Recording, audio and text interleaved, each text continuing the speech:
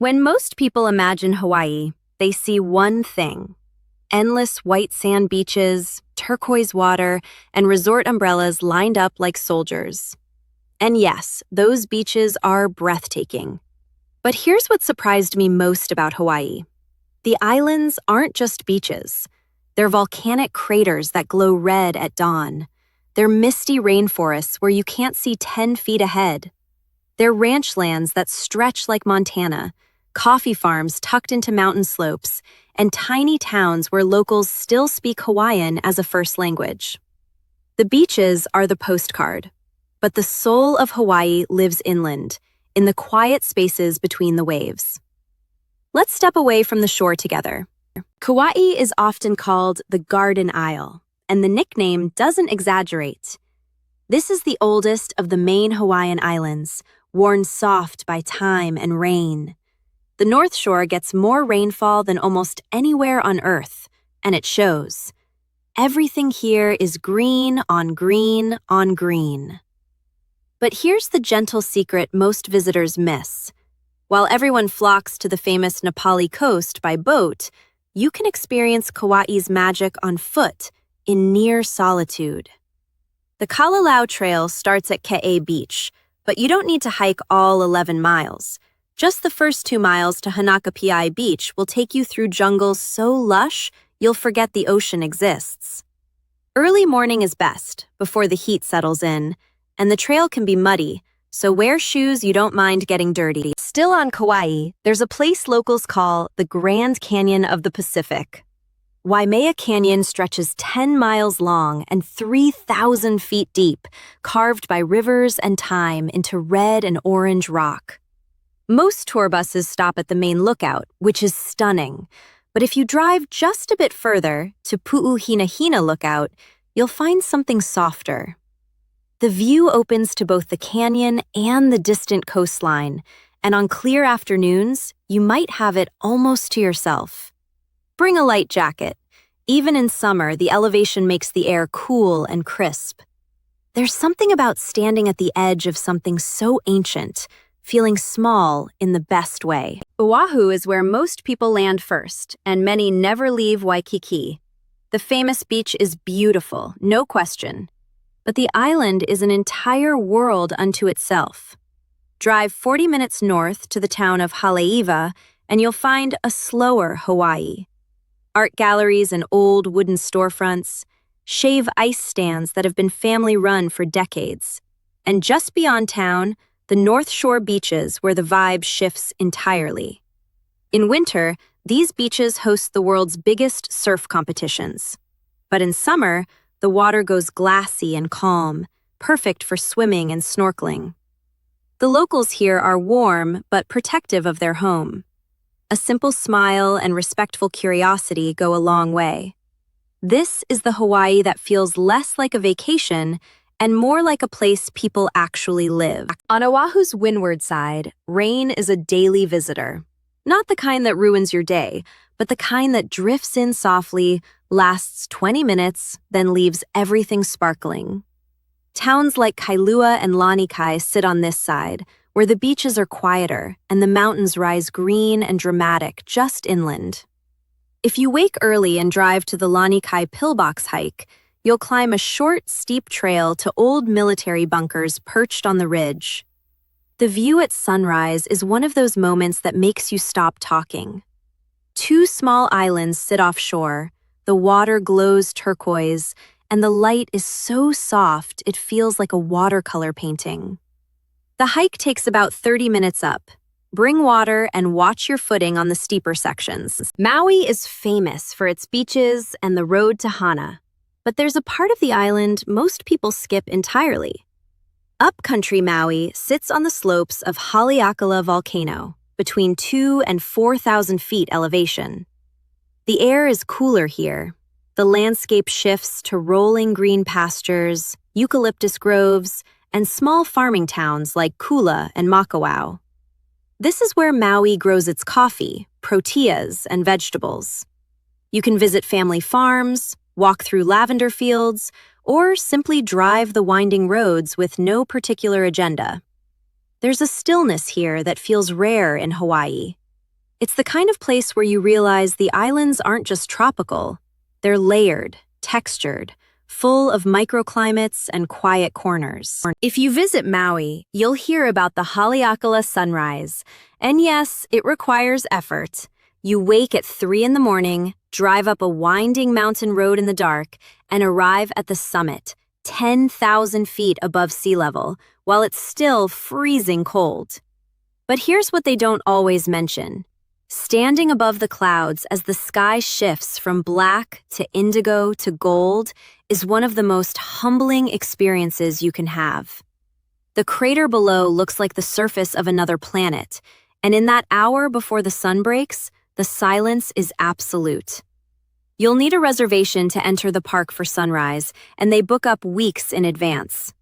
Dress in layers. Temperatures can drop to near freezing. Bring a blanket or sleeping bag to wrap around yourself. The Big Island of Hawaii is the youngest island in the chain, and it's still growing. Kilauea volcano has been erupting on and off for decades, and while active lava flows come and go, the landscape they leave behind is otherworldly. Drive south from Hilo toward Hawaii Volcanoes National Park, and you'll pass through fields of black lava rock stretching to the horizon. In some places, green ferns push up through cracks in the stone. In others, it's just black, silent, and strange. The park itself lets you walk through lava tubes, stand at the edge of craters, and see steam vents rising from the earth. It's a reminder that Hawaii isn't finished yet. The islands are still being born. Hilo, on the Big Island's east side, is the rainiest city in the United States. But don't let that scare you. The rain here is gentle, frequent, and part of the charm. It's why everything is so impossibly green. And it's why the town feels slower, softer, less polished than the resort areas on the west side.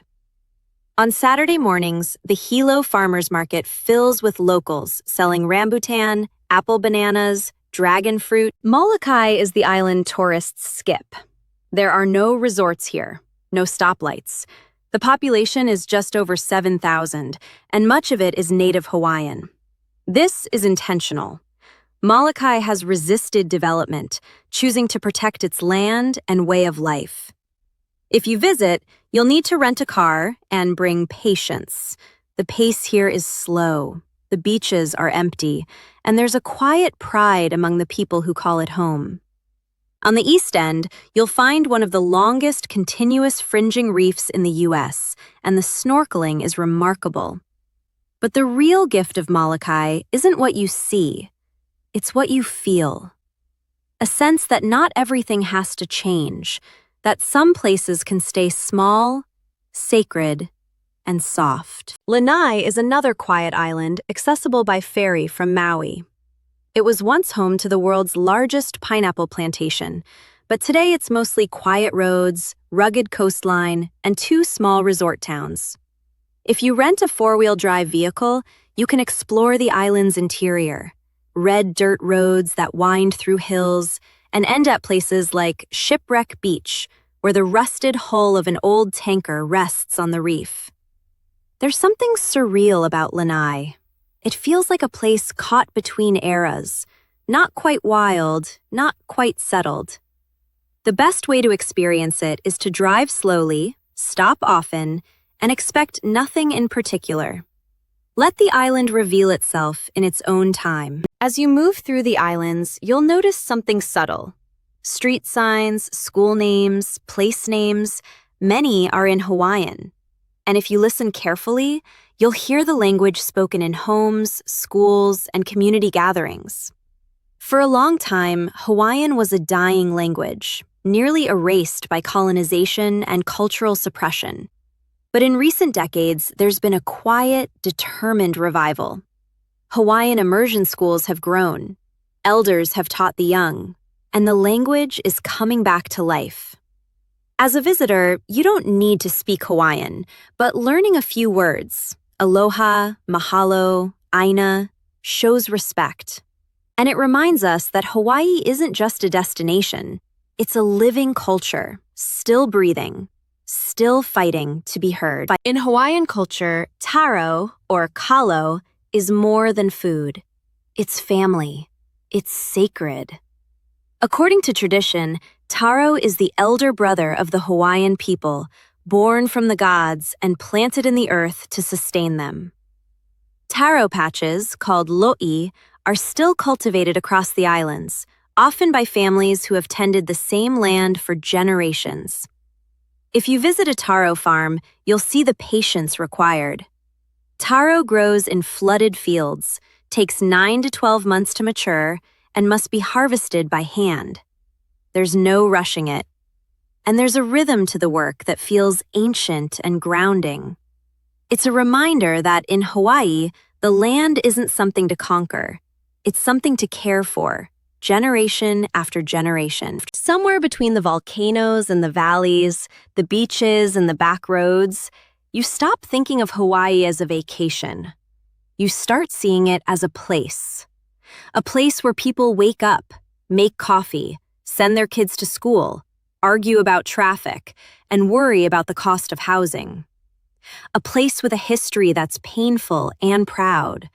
A place that's been commodified, yes, but is also deeply loved by those who call it home. The best thing you can do as a visitor is move slowly. Ask questions. Listen more than you speak. Support local businesses. Respect sacred sites. And leave knowing that Hawaii gave you something: beauty, peace, perspective. And in return, you did your best to honor it. That exchange, quiet and intentional, is what travel should always be. If this story is like this one, we have a playlist called Calm Travel Guides, where we explore destinations not as checklists, but as invitations to slow down and notice. Each place has layers. Each place has quiet corners. And each place rewards the traveler who arrives with curiosity instead of expectation. Thank you for wandering with me today. Until the next journey, take care and travel softly.